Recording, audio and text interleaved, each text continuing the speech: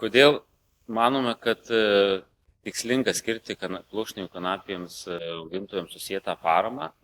Tiesiog galim pasiremti nesena praeitimi, kuomet Europos Sąjunga nusprendė įgyvendinti ir vystyti žaliąjį kursą.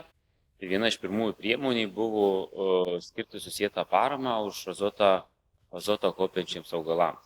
Ir prieš 10 metų, 2014 metus, pupas, žirnius Lietuvoje pamatyti augančias jau buvo retenybė. Skyrus tokią paramą, žemdirbiai greitai pamatė ir finansinę naudą, ir realią naudą. Ir netgi vėlesniais metais sugriežtinus kontrolę, uždraudus ten naudoti pesticidus tokiuose laukuose siekiant gauti susietą paramą, ši kultūra vis tiek sėkmingai įsitvirtino Lietuvos laukuose ir šiai dienai pupų žirniai auginama 50-70 tūkstančių kiekvienos rūšies, net neskiriant papildomos paramos.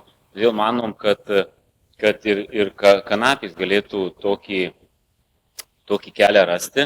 Taip pat kanapės tobulai atliepia į tą žaliąjį kursą. Tai yra nenaudojama jokių pesticidų, naudojama minimaliai mineralinės trąšos, sukaupia daug organikos, uždengia, kadangi paliekam pluoštą atsiklojėti ant žemės, uždengia žemę per žiemą, tai mažina eroziją.